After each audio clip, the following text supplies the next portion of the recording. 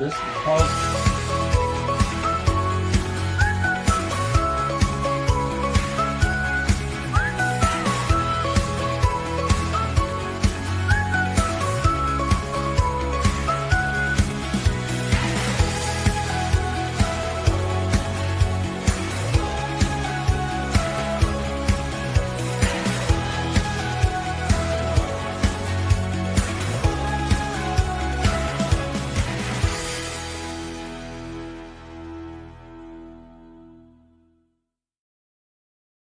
I got their name on here.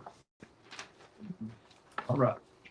Is that supposed to include the committee members? Yes. Well, I don't have mine. You won't get paid. You won't get paid. Well, for give not- me that paper. Turn on the backside. If we sign it. But you're getting free. For you. Free. I'm not gonna say education, maybe entertainment. It won't make you a dime, ma'am. Not one bit. Okay. Do I hear a motion to approve the agenda tonight? I'll make that motion. Motion by Steve. Second, I second. second by Donna. We need to amend the agenda tonight to include Mr. Britton. I've got to put that on there. And do I hear a motion to amend the agenda? I'll make that motion. Motion by Steve, Second. second by Donna. This is to put Mr. Britton on the agenda so we can make some changes to the employee handbook. Okay. We got a motion and a second to amend the agenda. All in favor, say aye. Aye. Aye. That's 4-0. If no, anyone opposed, it's 4-0. Now back to the original motion on the agenda. All in favor, say aye. Aye. Aye. That's the agenda as amended. 4-0. Kenny Moffitt has to be out of town. He's not here tonight. Has everybody got a copy of their minutes? Mhm. Okay, do I hear a motion to approve the minutes as written and suspend the reading? I will. Motion by Donna. Second. Second Yes. by Steve. Yes, sir. Is there any discussions, any questions about the minutes? All in favor, say aye. Aye. Aye. All opposed?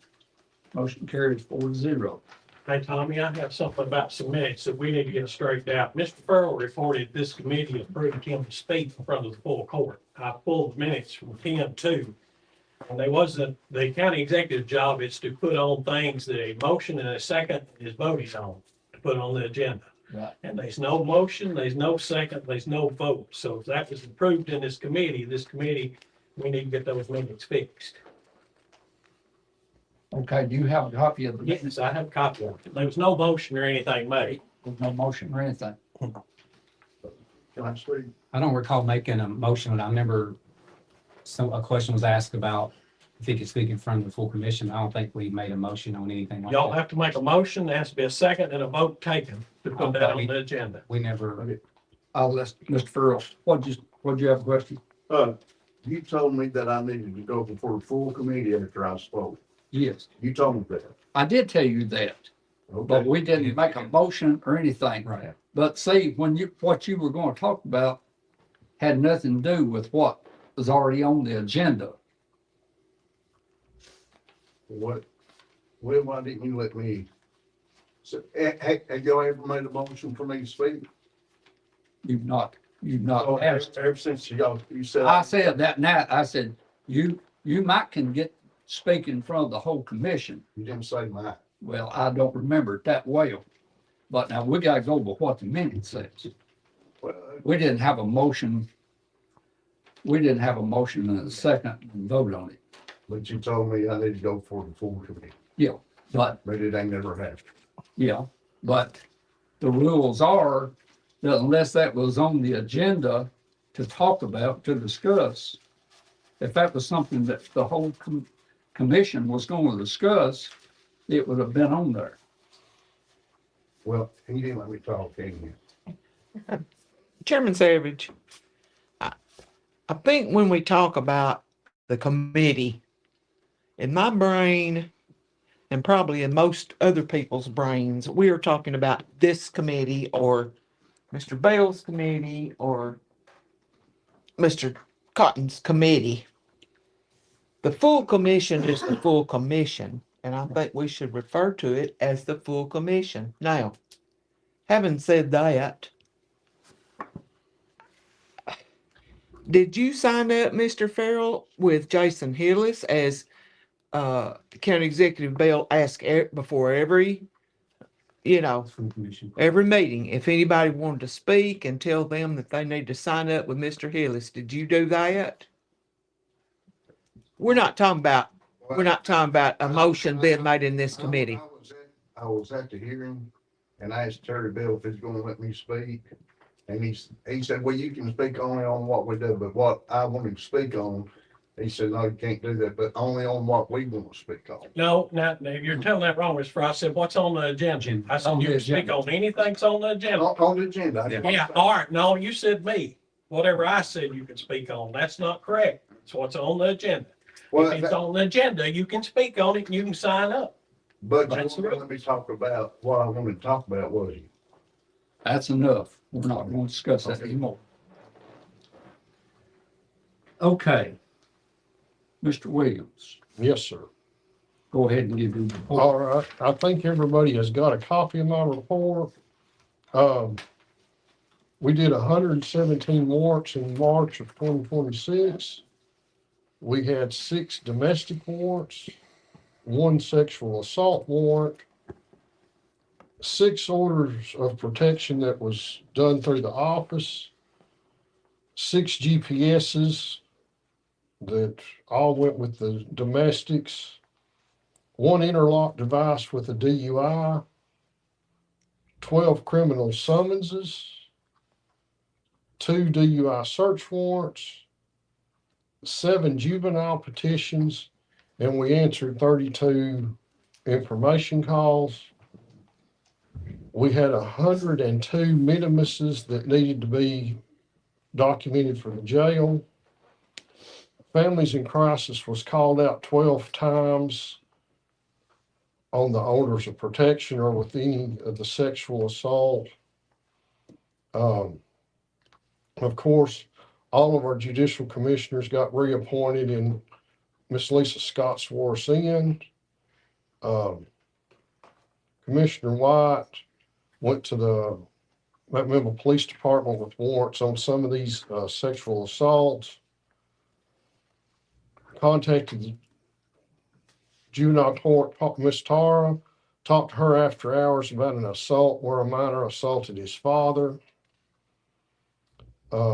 On March 22nd, we had to call DCS out where we got involved in a child had been placed by DCS in Florida and had not given the female any paperwork. This child was placed with her 7 days after he was born due to his mother overdosing. And then he was brought to Tennessee. So we had a nice long evening of that. And we had one of our juveniles from here in Warren County run away from state custody in the hospital. For anybody's information, I got a letter from the Tennessee Board of Judicial Conduct that was a complaint filed against me back in September of 2025.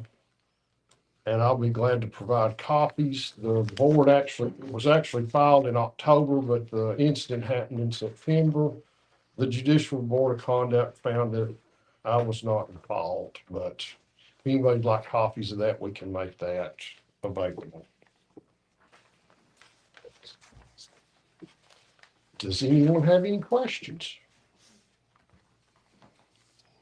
Hey, that runaway out of Knoxville, was he ever caught or? Um, To my knowledge, not as of today. Okay.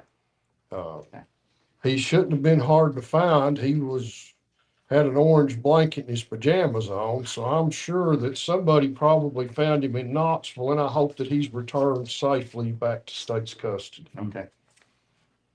Anybody else got any questions for Dave? Doing a good job. So, thank you.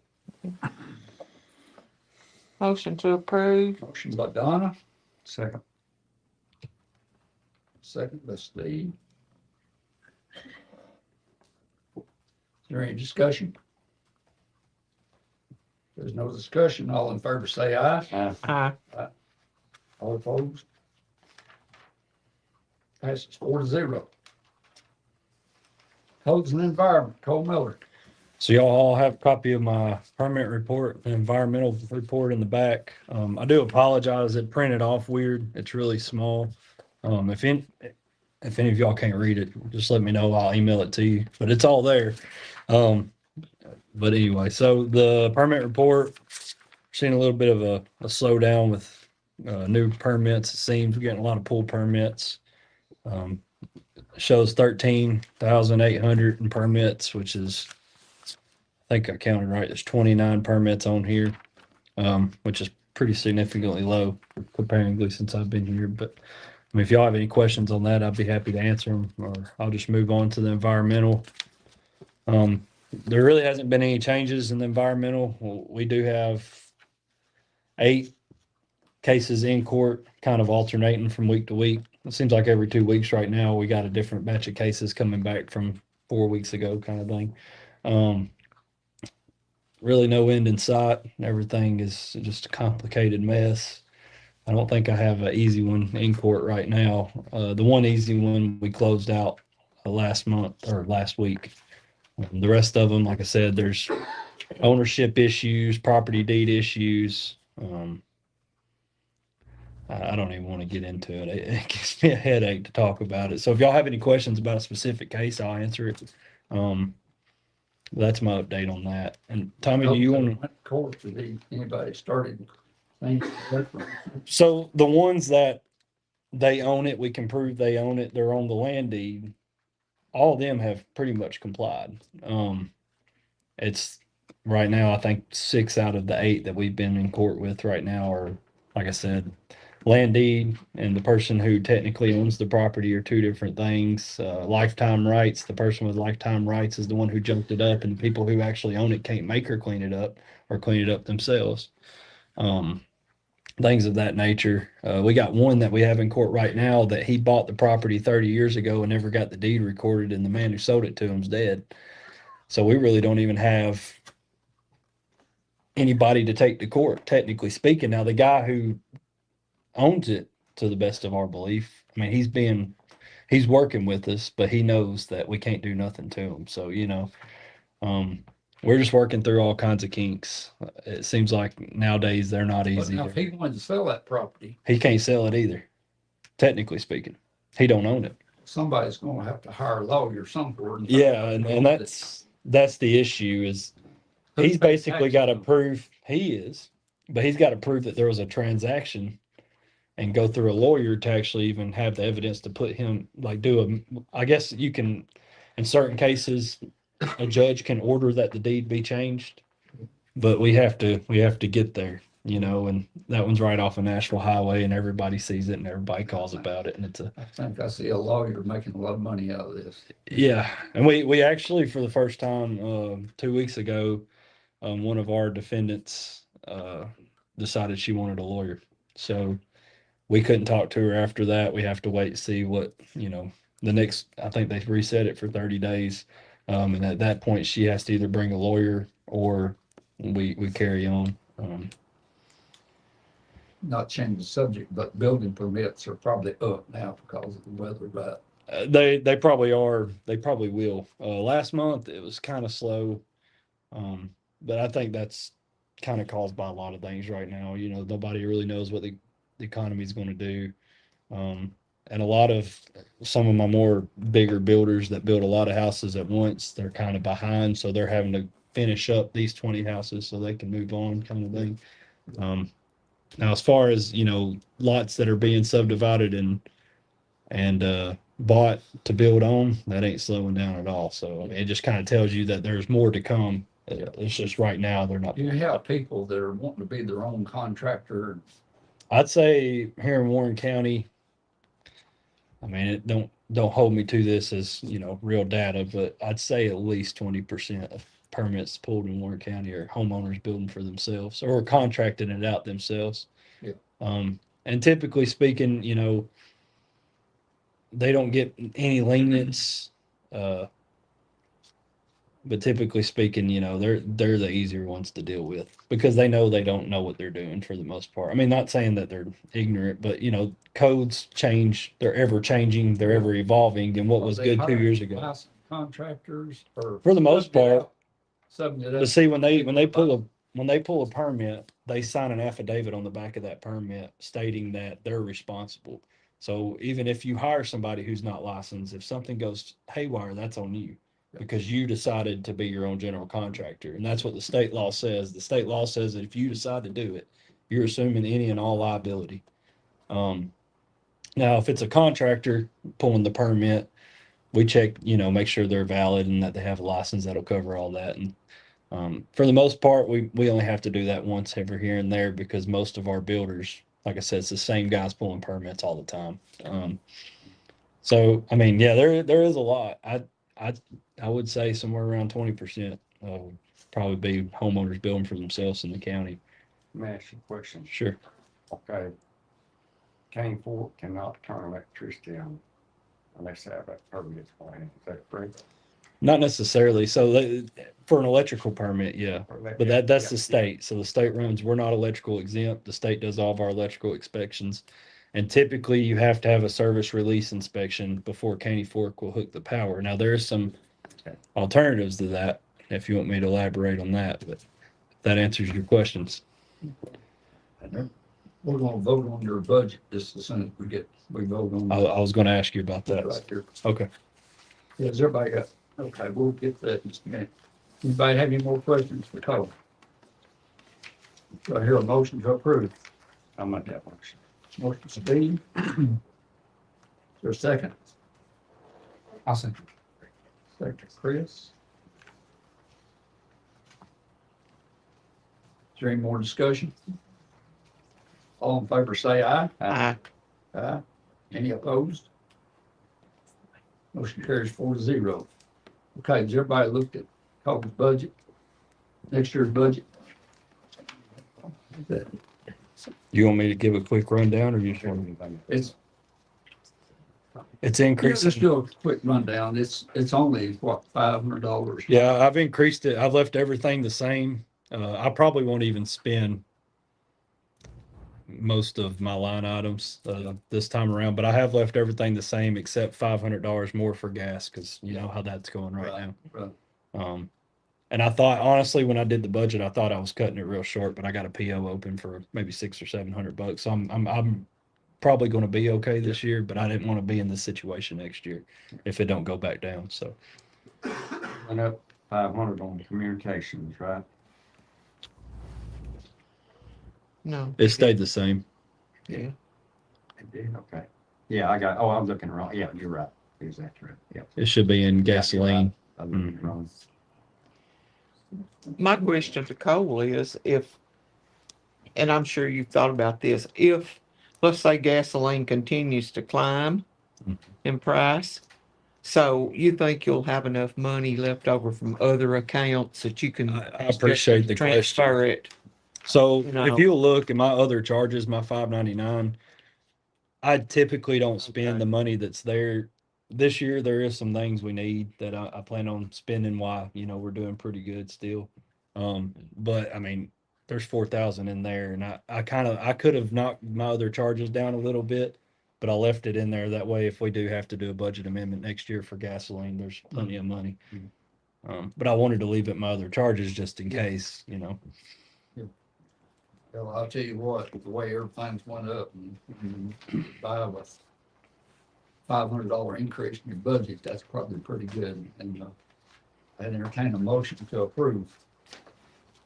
I make, Chris make a motion to approve. I'll second. Second, Steve.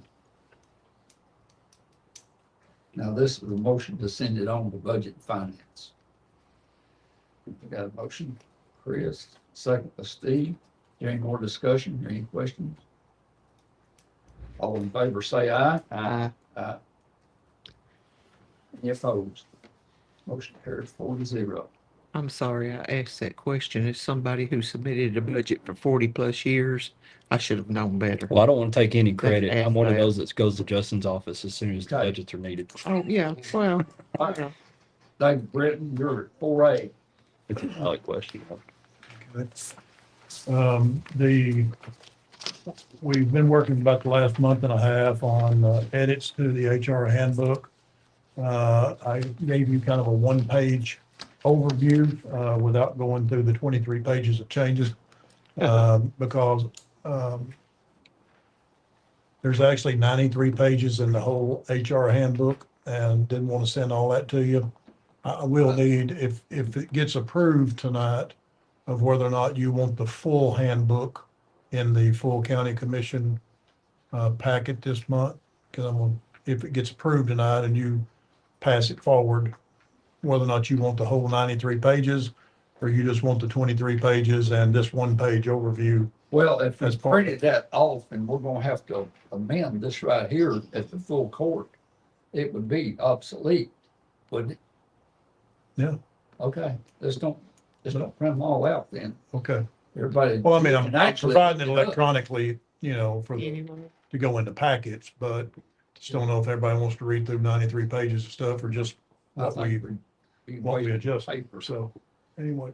everybody can look it up on the, Yeah. on their website. So if you look at the one-page overview that's in front of you, most of them are self-explanatory as you go down through there. The handbook receipt, number one, obviously putting in there that they can have a new employee review the internet link that we have where they can go to the whole handbook. Or some of the managers keep a hard copy printed on a shelf where people can review through that. Again, as opposed to having to print 93-page handbook to every new employee that comes through. So it's just a clarification. Holidays, and I will say there's nothing on here that adds any cost into the commission for review. The 3 election days that we have this year are added into the holiday calendar. But again, that's federal issues. Just to kind of clear up a couple of things, because we do have some county employees who work in state or federal offices.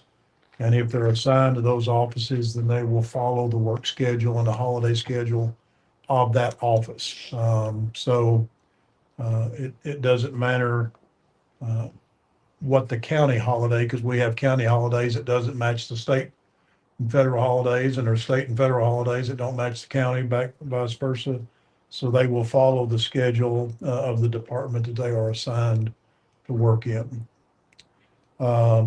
It's rare, but we've had a few cases where somebody who is technically a full-time employee is not working full-time for various reasons, whether it's for medical issues or whatever.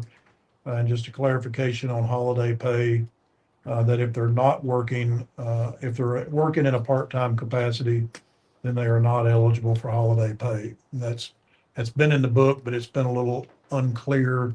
So we just wanted to add that sentence in to make sure it's clear going forward. Floating holidays are there.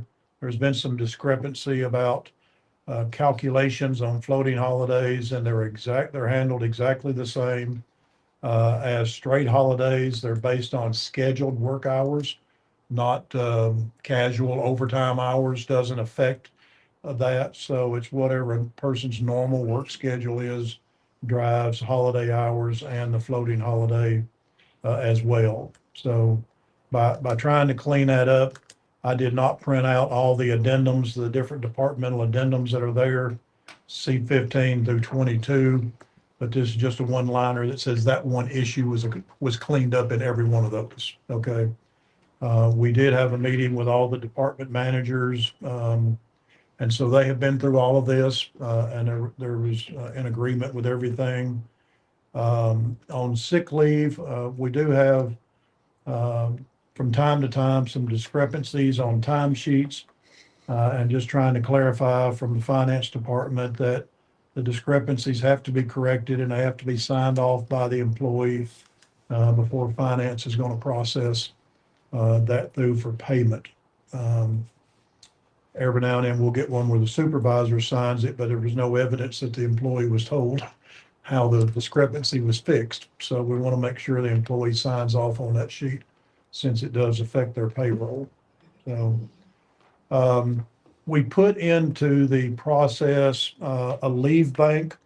It really didn't have, anybody to use that much, but we've had some interest in the last several months. And it's the process where you can, donate, excess sick time that you have built up to a specific employee, who has exhausted all of their benefits, for long-term medical issues or whatever. It's only applicable once they have exhausted that process. We have added an addendum, which is C-24 on the bottom of your page. That's the sheet that has to be filled out.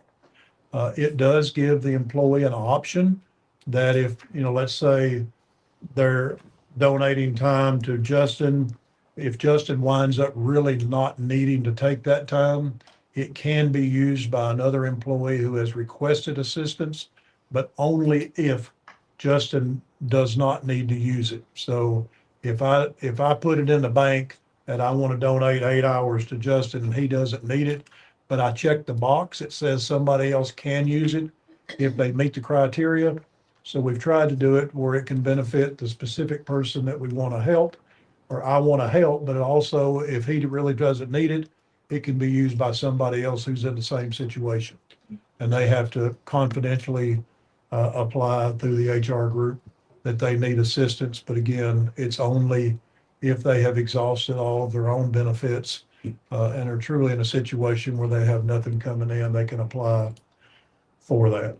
There's no given. If nobody donates time into the bank, then it's at zero and there's nothing there for anybody to request. Okay, Yes, sir. question, if that person donating the time, if they didn't want that other person, say Justin didn't want it, and the other person needed it, but they didn't want that person to have it, but once they've donated it, They don't get a vote. If they check the box that somebody else can use it, then it's out of their control. Okay, But it stays in their hours until the person they designated actually uses it. So they don't lose the hours okay, until the person that they have designated the donation to actually uses the Okay. hours. So, if something happens in their situation and they need the hours, it's still theirs to use. You see what I'm saying? Yep. They would just have, So the donation wouldn't be able to go through if, let's say David's donating me hours, then David ends up using those hours. Well, they're no longer there for me to get. right, So the county will never go in the negative on the lead bank the way this forms. right. That's a good rule. I like it. So that's the biggest change, that we cleaned all that up and there's now a form that's in the handbook that they can fill out. And we've had a few people inquire about wanting to donate some time to a specific person. So I was asked and told them I'd have to ask this committee, but actually some of them wanted to know if this gets approved by the full commission at the April meeting, could we go ahead and start doing that? Or does it have to wait till July 1? Because it's on a fiscal year basis. You see what I'm saying? So every year at the end of June, it goes back to zero and you'd have to donate again so that we make it trackable through the finance committee. So Justin, what would be the answer to that? I mean, it would depend on the motion.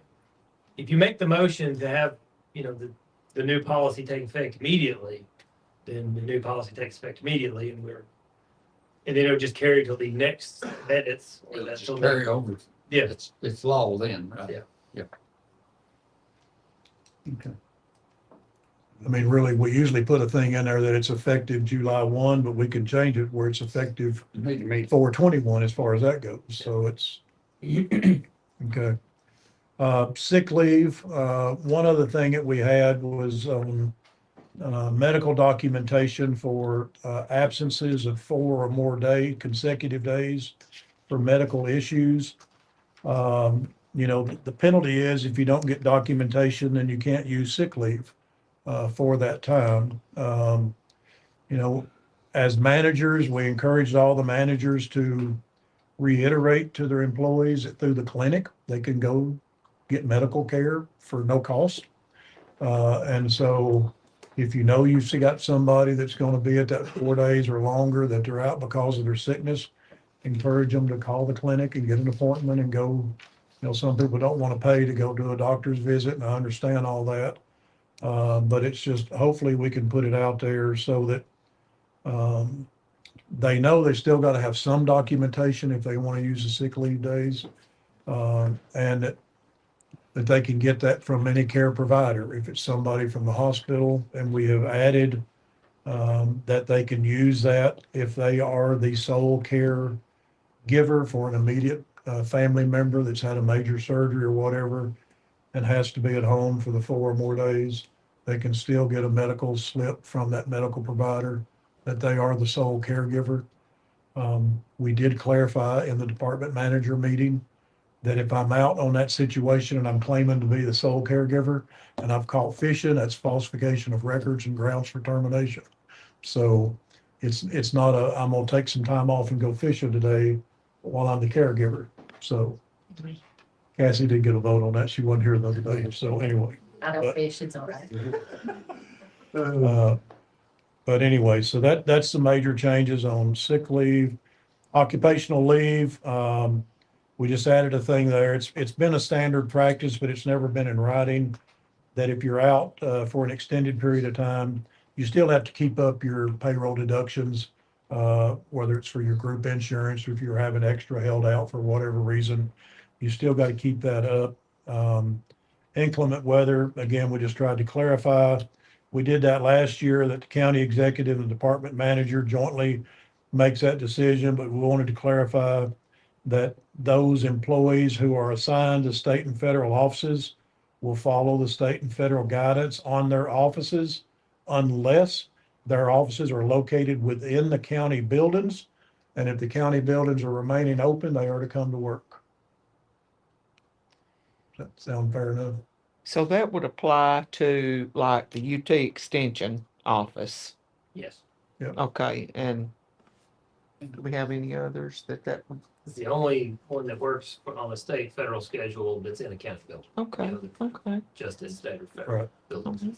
I mean, in past years, there's been some other offices that were in this building. Yeah. They're not in here anymore, We had the but we TDEC. just wanted to try to put it in there. So if your office is in this building and it's open, it's a work day. The public would expect the office to be open. So, and then lead bank, we've already talked about. So that's the overview of the changes that we have proposed, and we've met with all the department heads. And they've been sent the whole 23 pages to see the full scope of the changes. Okay, before we vote on this, Cassie, did you have a question for David? Well, I have I guess, situation where, part of, is that in the HR policy or is it? It was voted on when we switched insurances, so I've got a copy of what's given out for the committee. So, I guess whenever we switched insurances, they voted to, if you want to come off the county's insurance, or if you want to get on the county's insurance, you're supposed to notify finance within 30 days of Qualifying event. qualifying event. And I have a situation where I have an employee who has a son who is 23, he has a job that offers insurance. And they offered it to him in February, but he didn't take it until March. So my employee thought she had 30 days from the March date to remove him from her insurance policy through the county. And according to payroll department, we missed the deadline by like 3 days. But again, we thought we had 30 days from March the 5th, and it was March first. Well, If you've got it the first day of the month, it used to be, if you've got it the first day of the month, you so got the whole month. he was eligible in February, but he didn't take it till March. And so we thought the qualifying deadline would have been March. His eligibility started February 1, and his effective date, because he signed up during February, was March 1, and we were notified March 5th. So we were, 3 days outside that 30-day window, because what we've actually voted on when we switched over was to maintain the state regulations for adding and removing people from the insurance, because that's what we'd always used. Of course, the state set those. We have more flexibility now. We can extend the window, we can change what qualifies as a qualifying event. But as it is, my office could not allow the drop of the insurance because it was against what we voted on to be enforced by the county commission, so. And mind you, she's going from a plan that cost $918 a month, which she has maintained for probably 18 years, to a plan that's gonna cost her $532 a month. That's almost $400. Now, when you take into consideration dental, it is $424.89 a month. And if we can't allow her to remove it, she's gonna have to pay almost $4,000 for this child, for this kiddo to have insurance. He's not a child, he's 23. I keep calling him kiddo because in my eyes, he's a kiddo, but he's 23, he has his own insurance, and I just can't understand why we can't drop him. He's only used $126 of the HRA to date. It's gonna save the county money to remove him from the insurance policy. It just doesn't make sense to me. And I mean, I just don't want this employee to have to pay $3,800 more when her son has went out and got his own insurance. They didn't let the county know that. Well, they did not let us know in time because they thought they had an additional 28 days. to let us know, 'cause They thought the effective changing event, qualifying event was when his insurance became effective, not when it was offered. Right. Right. Which again, we're falling back on Tennessee TCRS insurance, state medical insurance, which said qualifying event was the day you become eligible or it's offered. What have you done in the past in situations like this? Have you ever had a situation like this? We've never violated my knowledge, when we were with the state, that we didn't have an option. This was the state's policy. You were 3 days late, you had to call the state and they told you no. I don't know if they ever wavered on that. But since we moved off, we've not had any qualifying events where we hit on this narrow window. Justin, what will be because I know we have a rubber band to change it, but what will be the appropriate way to? I would say you make something that's unilaterally effective for everybody, as opposed to being a case by case basis, because then y'all are going to see a lot of cases. My suggestion would be, change the qualifying event between being offered insurance and taking insurance. The trouble with that is if you're just sitting around all the time with options for insurance, and I'm not saying this is what's happening in this case, but hypothetically, my wife's insured somewhere else. Well, say she burns her HRA benefits up First National, and then I decide, she wants to change insurances. Well, I let her jump on mine, and she gets our HRA benefit. So that's why we got to watch mid-year changes. So I would say that the better option is probably to expand the 30-day window. Because 30 days is mentioned on this particular policy several times. So you got 30 days to take the insurance after you're hired. Got 30 days to notify us after a qualifying event. Change all those to 60. It gives you 2 months instead of 1. Now, as long as we're not trying to retro back and get last month's insurance, I don't feel like you're gonna have a problem. No. Which I'm not saying that you're wanting to anyway. I'm just saying, like, in the future, like, okay, well, you got 60 days to notify us of the change, which we get. Now, this one we're technically going to be outside that window anyway, but I feel like because this one, you can make a single clause for, hey, this one instituted the change and couldn't get benefit from it, so you let this one fall off. And then moving forward, you have 60 days from qualifying event. I see the reason why it happened. I said, You're almost doubling what time they would have to. I would imagine, because ours, you have 30 days from eligibility to take the insurance. I bet that just about every employer says, you've got, well, as soon as you're qualified, you got 30 days to decide, which is probably what they have. So they made that decision in February, effective March. And so if you give us the, if you go with the 60 days, and that means they've got full 30 days to make a decision post eligibility. And then they have another 30 days to notify us. So then that gives you, then because you're not going to have this problem. If you just extend it to 60 days, you're not going to have the problem that I said before. My wife's been eligible for insurance for ages. I don't have a qualifying event that allows her to fall off and then jump on. So I feel like if you're going to make a change, the best change to make is extend the eligibility or the notification timeline to 60 days. Because I don't know of any employer who gives you more than 1 month to make a decision outside of open enrollment. Okay, but whatever that we passed or if the full county commission passed, it's still not going to help this situation. Well, if you, And it keeps somebody else from doing that. yeah, well, I mean, you can make the one-time decision because this person wasn't eligible for the 60 days. You could make the say, all right, well, we're gonna let this one fall off now and then move forward with your 60. Because I just don't see another occurrence like this happening that's gonna be outside of the 60-day window. Because the only reason the 60 days is because like 60 days is today. That's what I was asking, is I want to make sure that it was, and it had to be some type of extension on something. I understand the notification part, but However, I will say we were notified already that they wish to cancel. So we've got the request to cancel in my office already. So if this becomes effective, then that request is still sitting in my office.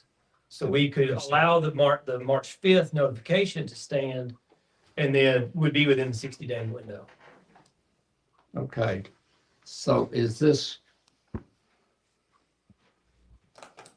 going to cost the county? No. Who's going, it's not. gonna No, it cost the won't county. cost the county.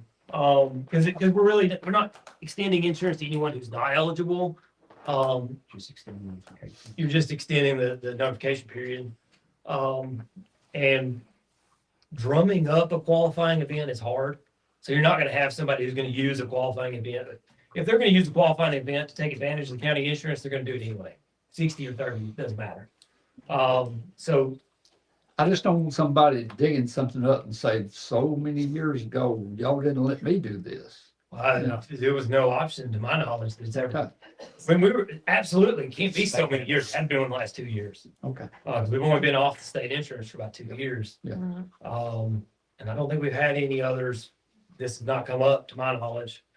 That someone's tried to drop outside the 30-day notice. Approved David's thing before we do anything. Yes, you would need to approve, yeah. you Okay. need to approve him. Okay, we're gonna come right back to this. We've heard, David Britton, we've heard his, all his amendments to the handbook. Do I hear a motion to approve this and we will be sending this to the full committee? Okay, We got a motion, but Don, I'll second.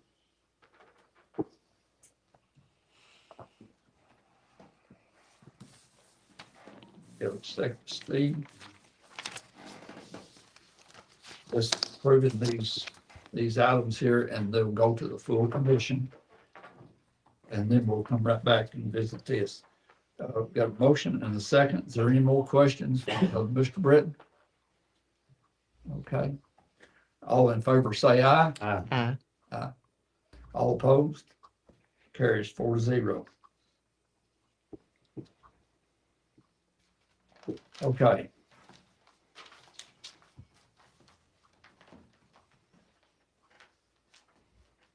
Justin, I'm gonna depend on you to help us word this. My Make suggestion. a motion. You got it already written out? No, but if you change the notification period after a qualifying event from 30 days to 60 days,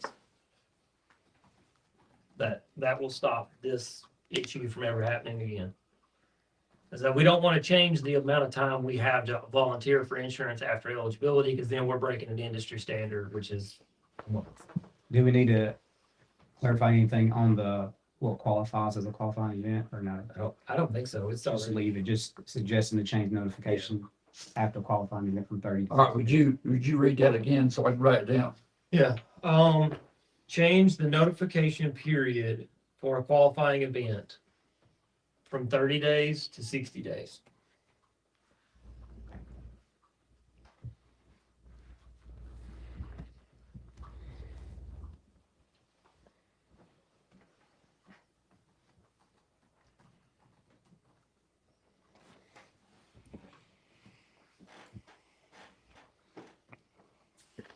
Okay.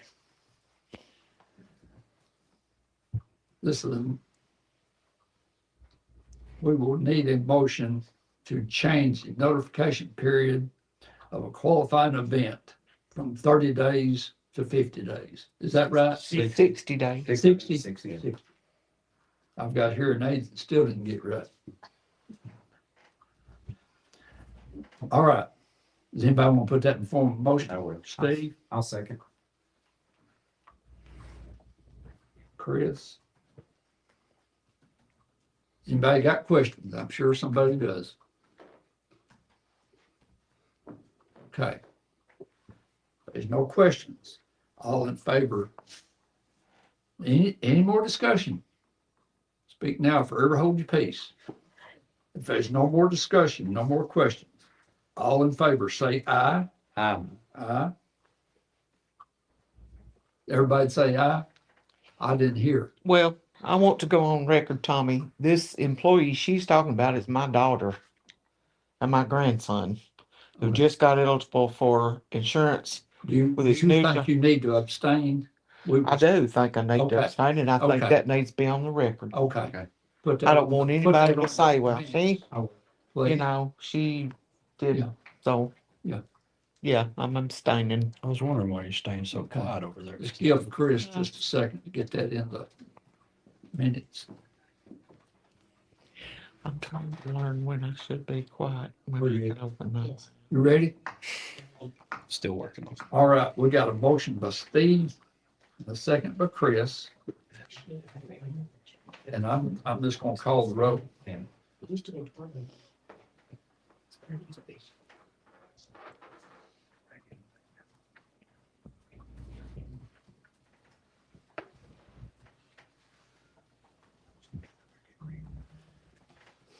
I'm gonna call the roll.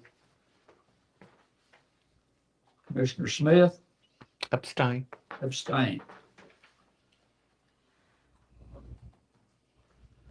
Steve, Yes. yes. Chris, Yes. Savage votes yes. We got 3 yes and 1 abstention. Motion carries. Well, on behalf of my daughter and any future employees, not just her, I say thank you because I think it's the right thing to do. I can remember when we had state insurance, you couldn't loan anybody any sick time or anything. It was in the policy book that you could not do that. And I thought then, well, why not? And I will say thank you too. You know, Dara's been an employee of mine for 18, almost 18 years this month.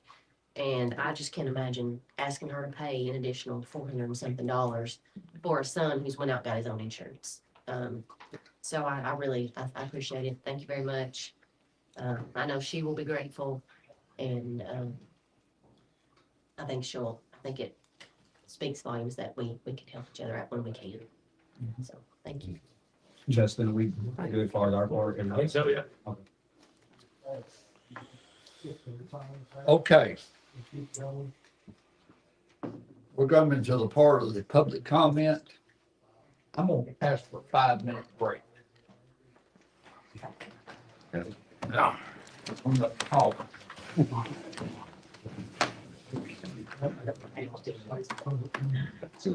You're gonna.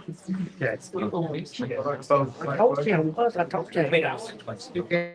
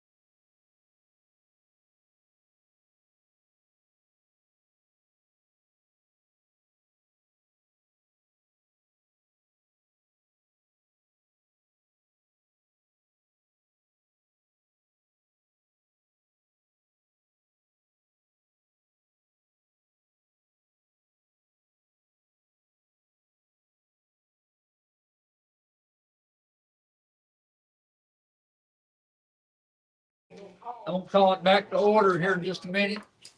1 minute. Now you talk about navigators. Now that's talking money. Yeah, buddy. Muy dinero. About 110 brand new.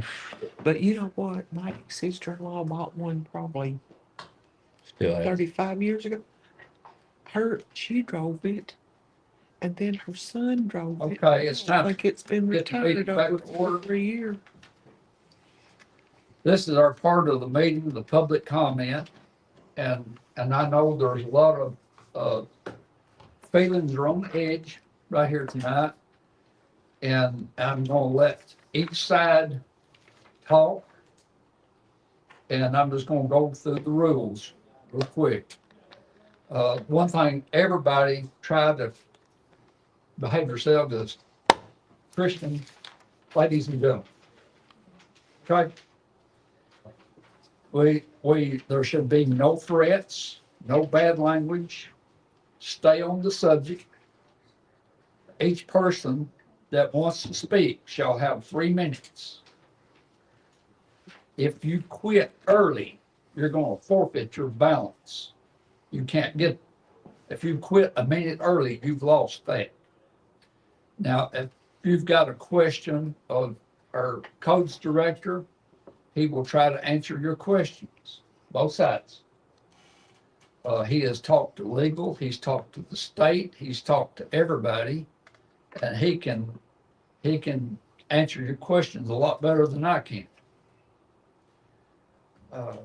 I'm gonna let there's 2 sides to everything.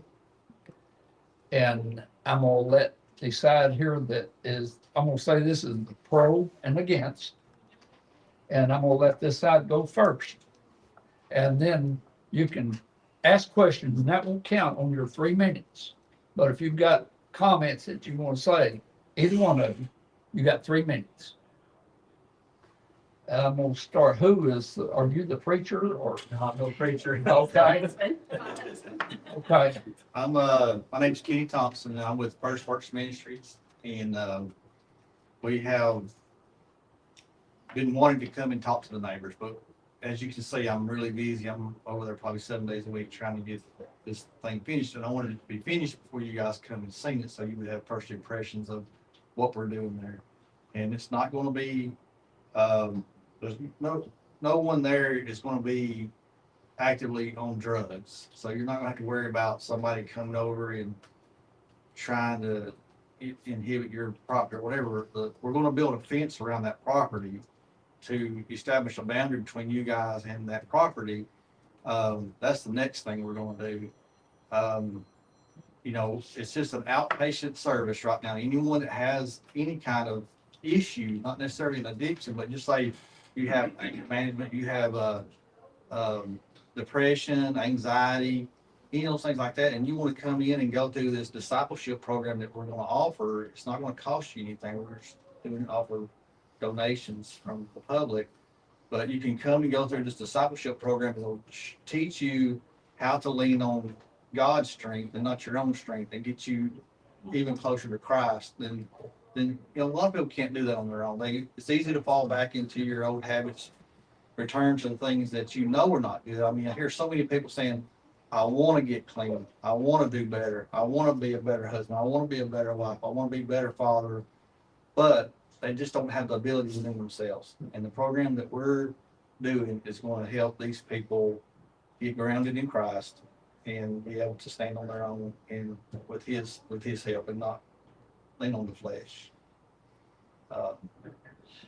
So yeah, there's no sex offenders or anything like that going to be there. I mean, it's just, we will vet these people and look into them and make sure that they really want help, and not just using the system to try to get out of doing public service or something like that. You know, we want to make sure these people are there genuinely, because if they're not, then that just makes it harder for the next person. You know, if you look at faith-based programs, there's so much more there than just you go through a program to kick you out, and then you have nothing to stand on, nothing to lean on. You just go back to your old ways. You go back to your old neighborhoods. You go back to the old friends that you had. And we're trying to break that cycle.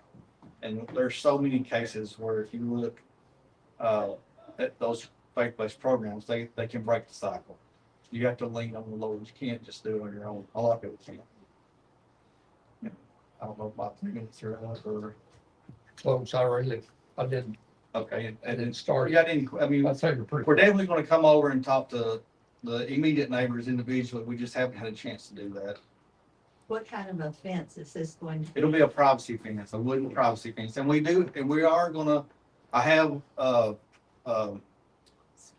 security system, I just haven't installed it yet, so I just hadn't gotten to that point yet, but I have it bought, it's there, I just haven't been able to install it yet. How high is this fence going to be? I think it's a 6-foot fence, 6-foot privacy fence. And where are the cameras and the security? Where are they going to be pointed? Well, I will not have any cameras going onto your property. I'll make that private, you know, because with today's technology, you can darken out parts of whatever, but I'll make sure that the perimeter of that property around that building that's there now will be under surveillance. So anybody that comes in or leaves that property, you'll be able to see where they're going and what they're doing. And that's just for their safety and for ours too. I mean, and yours too, because if someone comes and says something happened, well, let's go to the cameras and let's see what day were you here, what time were you here, what actually happened while that group was there.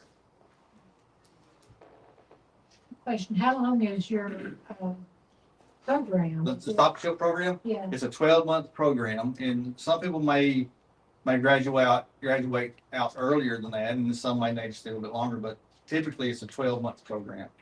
I was kind of wondering how often there was a turnaround, you know, Yeah, to start all over with new people. yeah, and there'll be people in different stages. You know, there won't be just, we're gonna start January 1st, and if you miss January 1st, then you can't come. You know, if someone comes in March and wants to start, then we can get them started and then let them be on their own. But some people may advance faster than others too. Can I ask a question? Sure. I just want, because I've talked to him, we had a good conversation today, and since you're here, can you clarify, you know, that how many people are going to be on the property at the max, as far as tenants? If you- There's not gonna be any tenants on the property right now Sure. in that building that's there. That building is not designed to house people for overnight stay. Eventually, if It's this, just outpatient. yes, it's outpatient service only in this building. It's probably rude, but I was gonna, because Cole brought it up. You may want to explain, because if everybody knows I do social work, I deal with this all the time.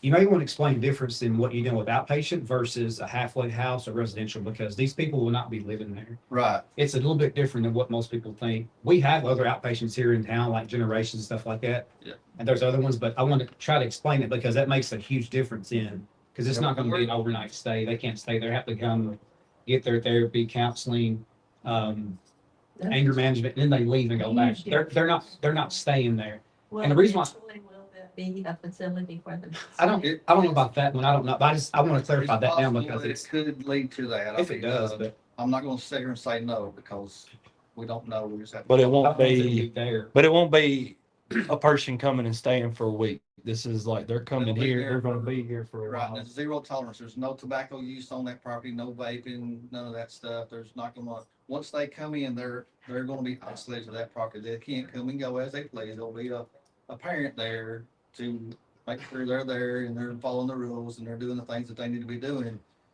If they're not, then you can't have any tolerance, because if you do, then you just set the example for the next one, and the next one, and the next one, and it's out of control. But somebody from your staff will be there at all. Yes, there will be somebody So there is at it all like times. for an 8-hour period a day, or is it daily that they will come and go daily? It's by appointment only right now. You know, we only have one person that has reached out to want to go through this program right now. So I can't say that, you know, next week I might have 3 more people saying, hey, I want to come do the program, but it's kind of set up to where we can only do about 10 people at one time, you know, so we can't have, you know, 30 people in one day there. Because all the classes they do are different. So anger management they'll do, and I understand this because we do this all the time. So if they have to go do anger management there, that's a different set of time they're going to be there versus somebody going to get individual therapy versus Right. somebody getting IOP group counseling. It's all staggered. hardly anybody would be there. I'm just guessing, I don't know if anybody would be there over 4 or 5 hours at a straight time. No. If they're doing that, they're getting an evaluation, which I mean, like maybe an assessment or something, or a class.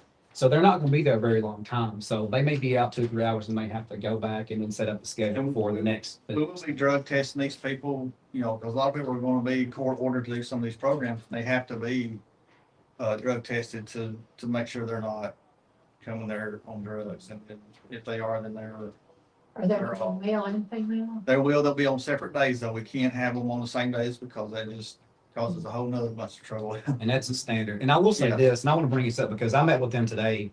Because when it first came up, and I'll tell you how strict I am when it comes about this. I'm all about treatment and getting people help, but I'm also real big into what we get in Warren County.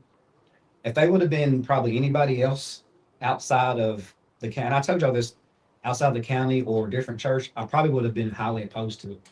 Here's the reason why. There's been a lot of them that's come through the state and tried to come through county over the years. I've been doing social work 23 years. I've done treatment stuff all over the mid-state. The fact that they're local shows me that they're wanting to help people here because there's a lot of help that we need. I work in the court system, so we deal with this all the time. I do know a lot of other people come out of the state who just want to put a house up, get people there, get their money, and they never get help. But the fact that they came and talked to me, I knew it was kind of a big deal. So I will say this, what they're doing, I'm only saying it's not to pity, but what they're doing, their vision is really good to me. At the same time, I'm glad people wrote up the concerns. I also know that when something goes up and it's anything dealing with kind of drug treatment, it's a big deal. People raise questions. That's why I invited them to come today because I wanted them to hear it straight from the horse's mouth what they're doing. And that's the only way to really try to resolve what it could be. But most likely they're going to probably see me in court because I'm sure I'll be getting some referrals. And I'm real big. There's been people that I have told, no, we don't want that here in Warren County because it's not what Warren County needs. My personal opinion, this is something I feel like Warren County benefit from. Their church does a lot of outreach stuff anyway, and this is just something that's kind of Well, that was the question. Why here in this neighborhood area instead of not down at the church building where you have a facility down there?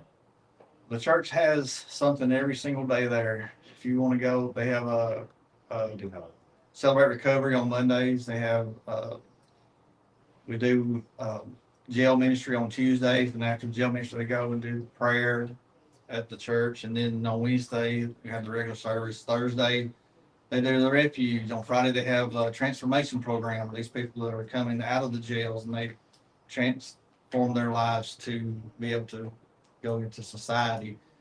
Ours is a little bit different. It's a little bit more private, I guess, in the environment that we're going to be in. And it's more like Celebrate Recovery has a 12-step program. Ours is a 12-month program, so it's a little bit different criteria.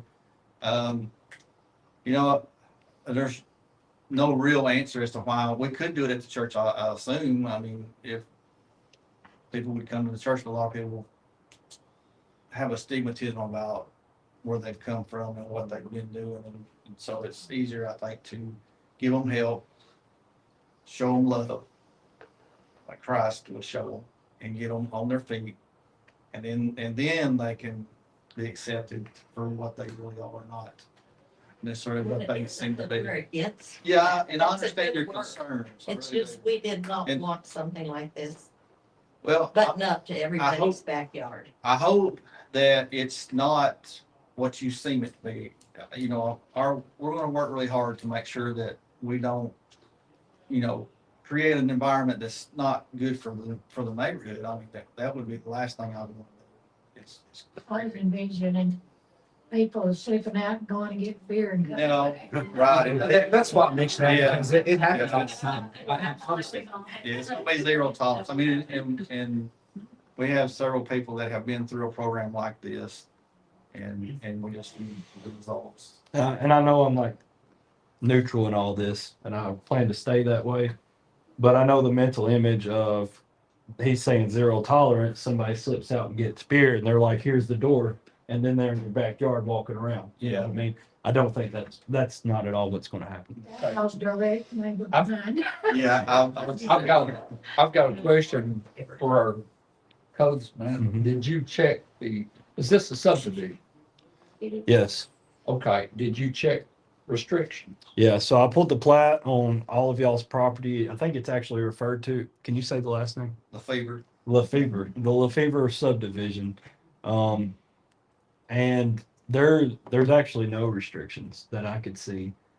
Typically speaking, when the property gets subdivided, there are certain restrictions that the planning commission requires, setbacks from property lines.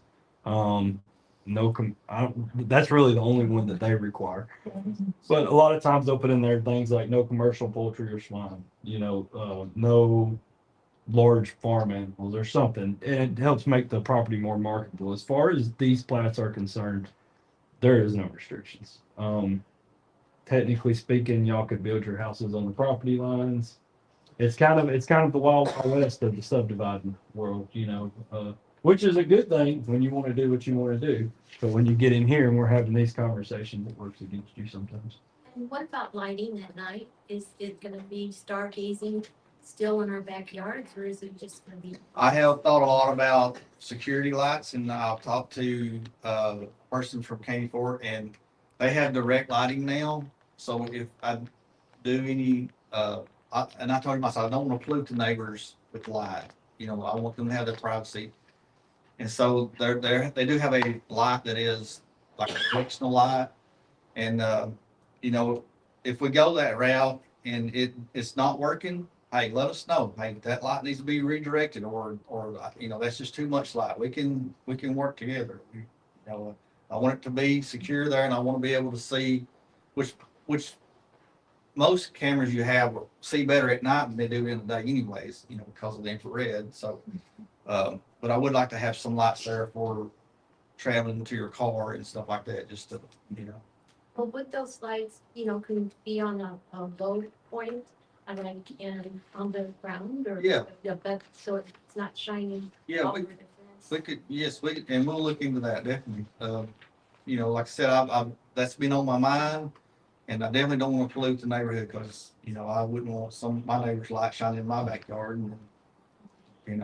So basically what you're saying right now, and you don't know if this can change in the future, is there will be no one spending the night there. Not in that building that's there now. But eventually there will be a building that will house people. Our long-term goal is to build a house, if it be that property or another property. So I can't sit here and tell you that it won't happen. But if you look at, I can give you an example. There's Blue Monarch is one of the places, Be the Bush, Miriam House. These places, they have strict rules, and we went and looked at some of their policies and things, and we're implementing those things.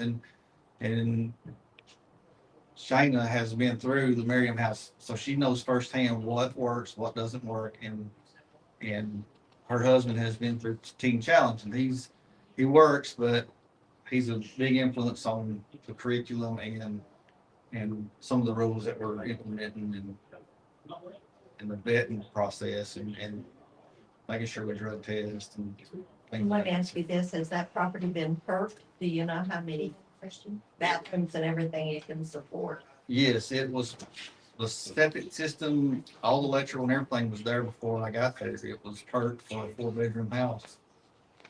What about the new building? If you build the new building, is it gonna be like a big hotel or something? Well, no, it would look like a house from the outside. We're not gonna come there and try to do anything elaborate. I mean, 4-bedroom is what it perked for, so that's as large as you could go.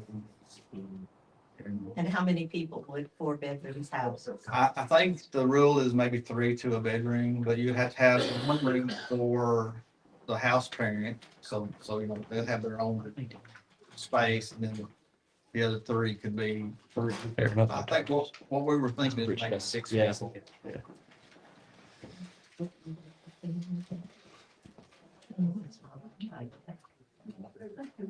We do have a petition. I'm sorry. We do have a petition that a lot of the neighbors have signed, Okay. but you've answered a lot of questions too.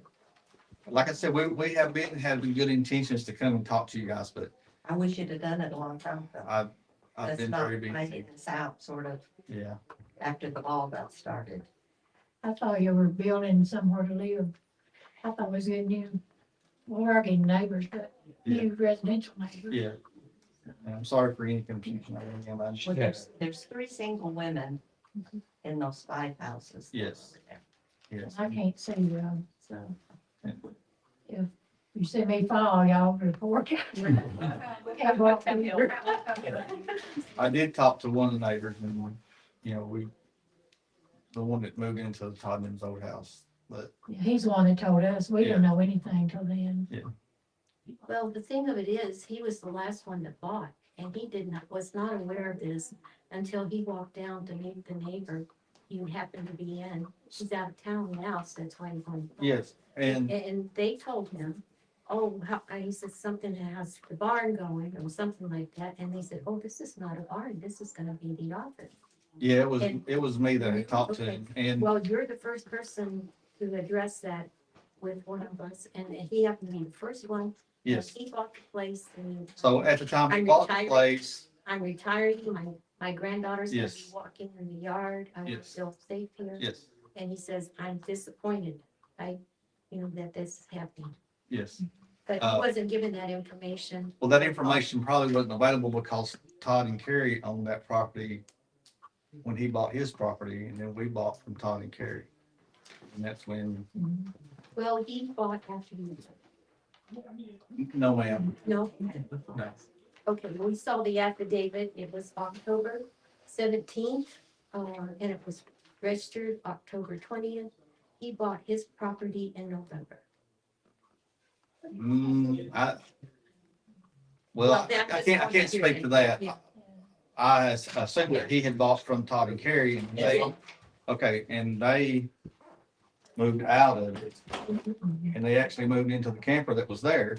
Everybody saw the camper that was there, when they put it on the market is when they moved over there, but right? it didn't sell immediately. I, Cause he I wanted was to under the buy impression that it had sold, and then, I'm just going by the record yeah, okay. that's given. It may not have got recorded on time, but, from what I understood from Todd and Carrie is that that place had already sold. And then they were moving forward with this place, it was gonna be a mobile home park, and so when we bought it, we prayed about it and waited a month or so before Who we, surveyed all that for y'all, you know? more, That would have been, more. yeah.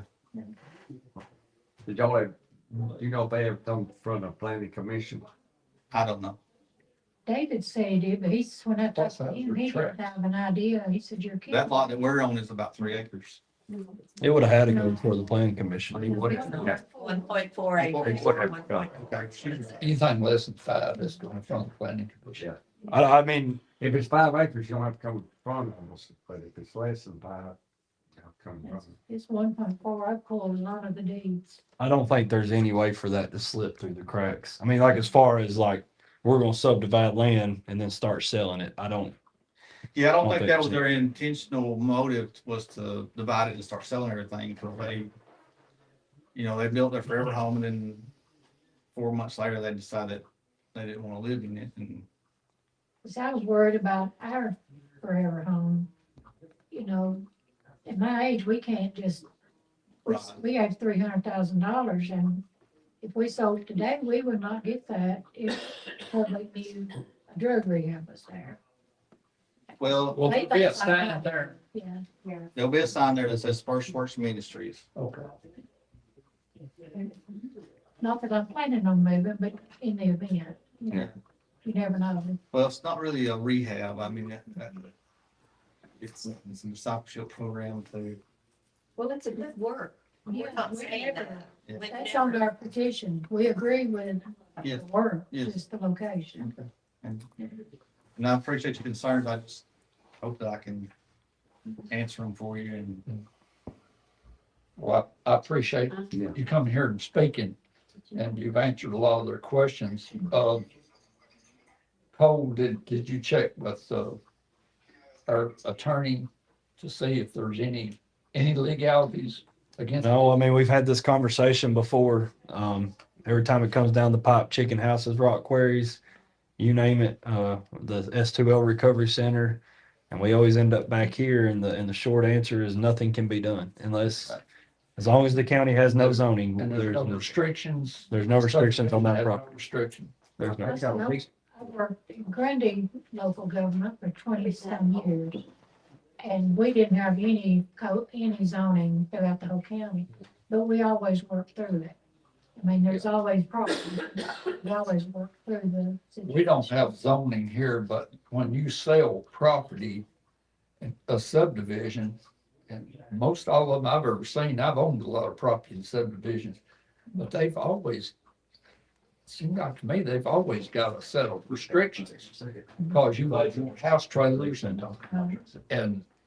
brick houses, and then some of them says no vinyl houses. Talking, I'll address it. Well, And, you know, all of them, pretty well, all of them says no swine, no, I think no chicken houses. when they divided it, they had intentions of doing what they were gonna build there, and they didn't want to put restrictions on themselves. So, you know, they didn't want to She, put restrictions on themselves, so they just left it unrestricted. she has a document where she Googled the TCA law, and it does say that a subdivision, if they all come together, has the right to change restrictions. But what I'm gonna say is I think that code actually You have to is, have 100%, I think. well, I think what that code is actually addressing is if y'all have existing restrictions and you wanna take them off. I don't think that you can go and put them on retroactively as an No. input. But even if you did, it would have to go to the planning commission, and the planning commission would have to approve the restrictions per the TCA code. But with that being said, like I said, we don't have any zoning in the county, and that's why everybody loves it here. You know, we have small government, and it's really good, and it's a great place to live until small government is counterproductive to personal interest. And so, we've ran into this before, and it's just a situation. Yeah, that's cool, but he wrote a letter to everyone. Okay. Can you read that, this letter, Art's letter? Art, you wrote a letter? Okay, you want it read, or? I think that the man on the phone, he's one of the owners. He's the last. He wrote a letter, and they want somebody to read it, but that would start their 2 minutes. Yeah, If they would, Yeah. if they want to talk, yeah. yeah, 3 minutes, yeah. Okay. Okay. Can I read the letter Yeah. for them? But it Sure. still Sure. goes to their minutes. Sure. Yeah. Yeah. Y'all got a letter? You got the I letter? was trying to find this. Sorry.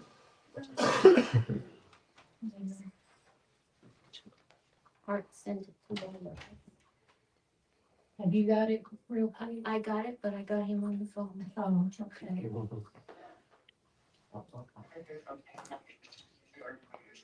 Well, if he can just talk, he can use his time if he gets to. Can you read the letter, Art? I'm not sure everyone can hear you. It's- Here it is.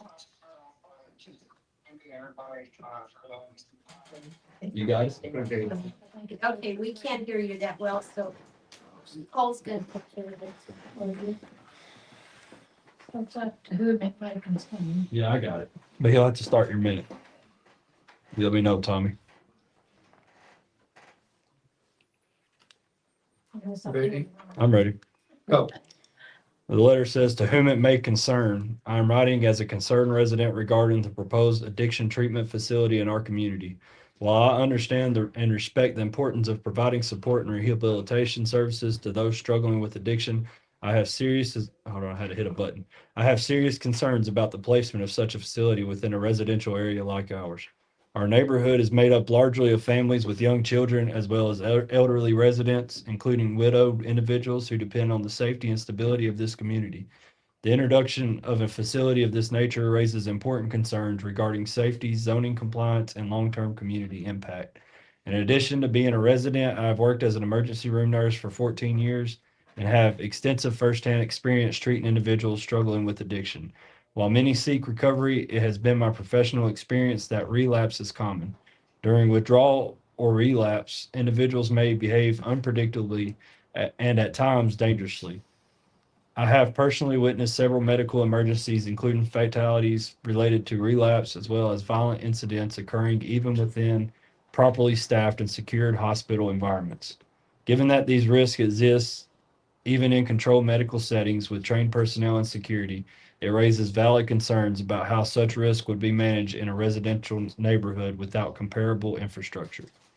From a regulatory standpoint, I respectfully request clarification on how this proposed facility complies with Warren County zoning ordinances and land use regulations, particularly as they relate to permitted versus conditional uses in residential zones, and whether a substance abuse treatment or recovery facility qualifies under current zoning classifications. Special exception or conditional use permit requirements, including any obligations for public safety, planning, and community impact review. Buffer zones, occupancy limits, and proximity considerations relative to single-family homes and vulnerable populations. Additionally, there are serious liability and risk management concerns that must be addressed. What level of insurance coverage will the facility be required to carry? General liability or professional liability, etc. In the event that a resident of the facility causes harm to a neighboring individual or property, who bears legal responsibility? What assurances are in place that the operator will be fully liable for damages or incidents impacting the surrounding community?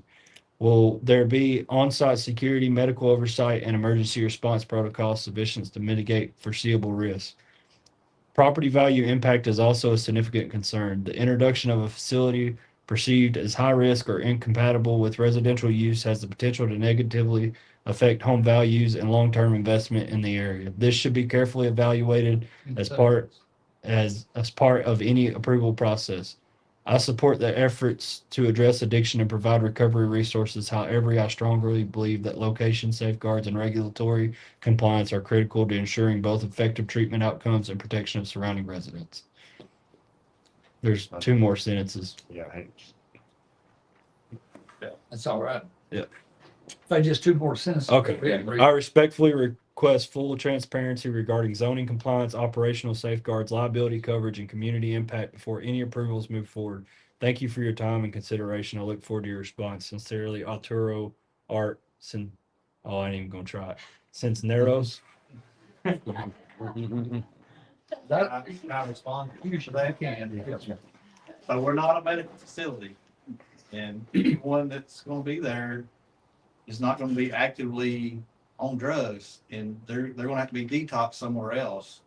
They're gonna be vetted to, if they fit the situation that we're gonna provide for them, it's just not gonna be an open door policy.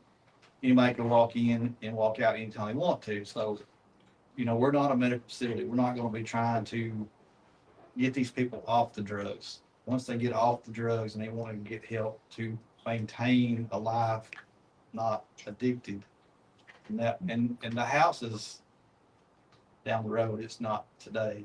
You know, we're just doing outpatient stuff now. If someone is having problems, they can call us. Like, hey, you know, I'm having an issue where I'm wanting to do something, or I feel an urge to do something. Okay, come and talk to us and let us help you, or just talk to us on the phone. We'll do that. Try to provide some kind of help. But we're, you know, him being concerned that there may be some violence there because somebody is having a relapse from drugs, you know, by the time they get to us, that should be out of their system.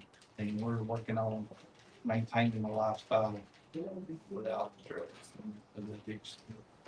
That answered any question.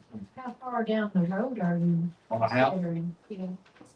It's nonprofit, so somebody came up and gave me $200,000, I guess I could start, but I don't have, you know, I can't say, to be honest. But are you interested in sending a petition? I can All look the at, names on it? yeah. Like I said, we had full intentions of coming and What's that? seeing all the neighbors, but We got I can't understand. 52 signatures. 52. in the neighborhood. But we stayed right there in our neighborhood. Yeah. Art, I can't understand. Can't hear. Have you checked to see what kind of insurance policy you'll have to have? It's a- Not on the facility itself, but I have insurance, have liability insurance on the office, basically.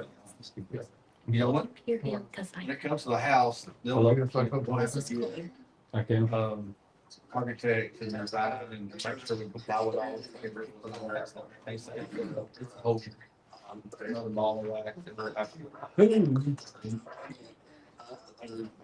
is the person that's funding all this? I'm looking at them. Okay. And volunteers, we've had several people that are partnered up with us and give donations. Deed to the property is whose name?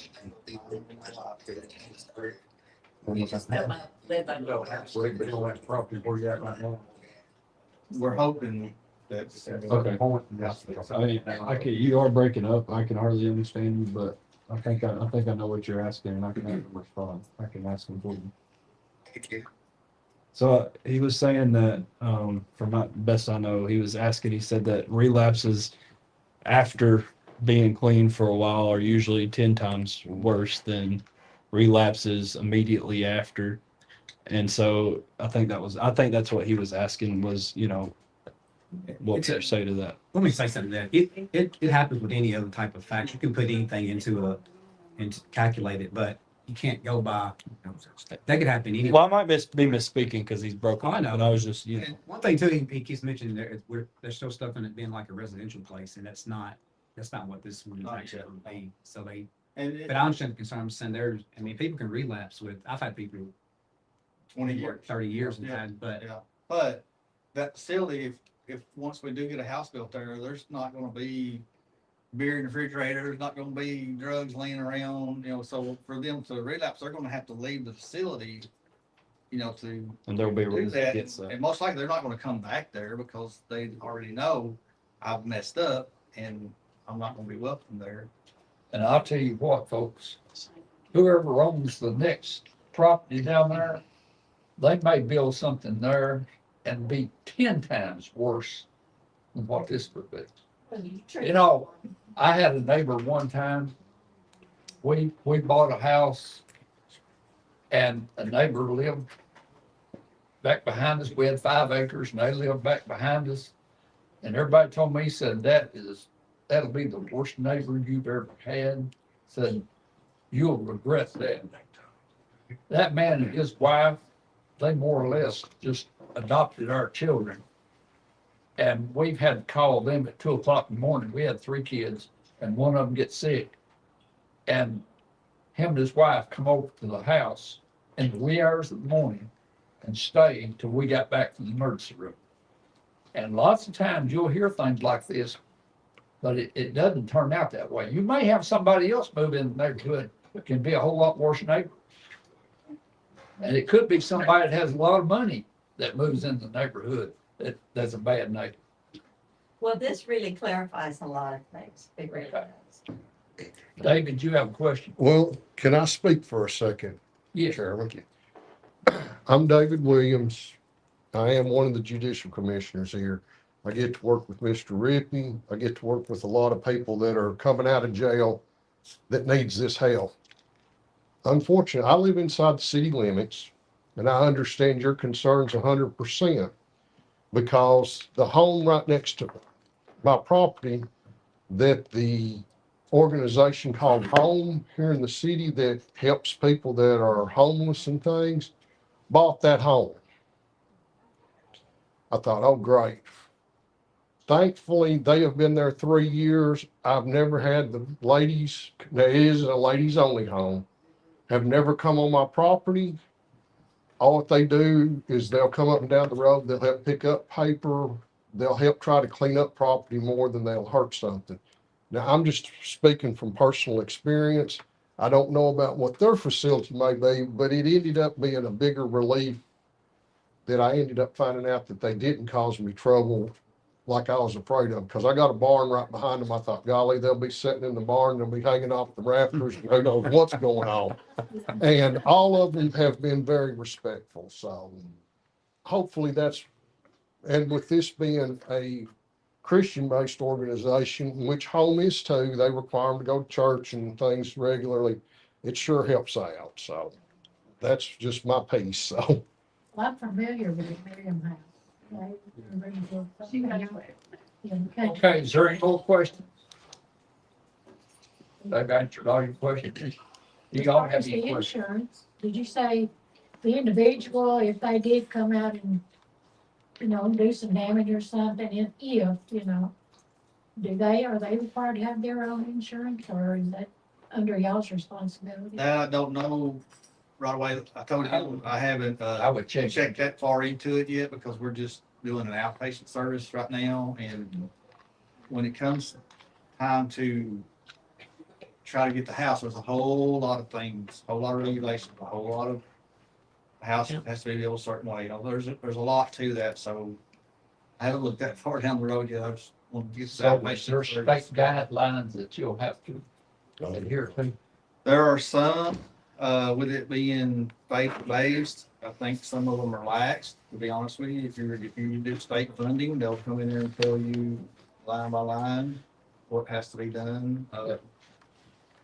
So, and this, I'm a little bit new to this myself, so, Well, you just need to keep the neighborhood informed. okay. Communication. This And probably wouldn't have I've happened. got some had cards. we known something. Like I said, we had full intentions of coming around and talking to you guys, but I wanted you to come down there and look and see what it was.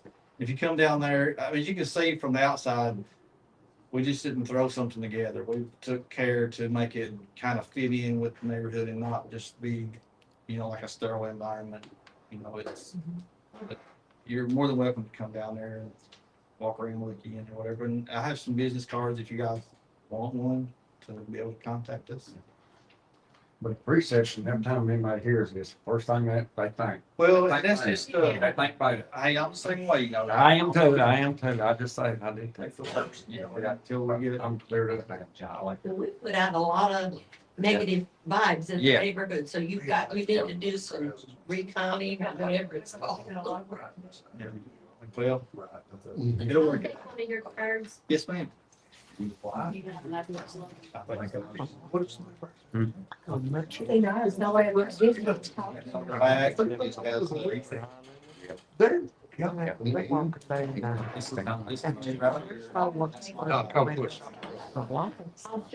I'm just kidding. I have. Yes, ma'am. I'll be encouraged. No, I'm not. Chairman Savage, I make a motion. Oh, we're going, just a minute. Is that like hold your horses? Okay. Donna? We can't vote on this. This is just a This is discussion. my, Right. Shana, that's your name. This is my wife. and this is me. Okay. This has been a good discussion. Okay. I appreciate everybody following the rules and, being cordial to each other. And I think it's probably work out better than everybody thought. But this is just discussion only. And I don't think that there's any laws that are being broken. That's just my opinion. So I think we've just got to move on. And I hope that you guys, I recommend communication. Both sides. And know what's going on and keep these people informed, okay? Yes. We don't need to vote on that, do we, Mr. Chairman? No, I don't think there's any. Okay. Is there any other business to come before this committee? I know one thing that needs a vote. In our defense, we were just scared. I understand. I understand. There was, rumors 20, 30 years ago, they were gonna put a city dump right down the road from me.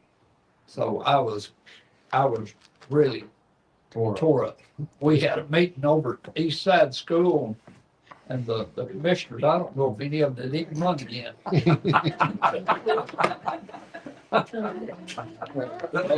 We didn't behave near as well. We didn't behave near as well as I supposed to. Thank you for that. If there's no other business to come before this committee, do I hear a motion to adjourn? Make that motion. Motion by Steve, I'm second it. second by Donna. All in favor say aye. Aye. Okay.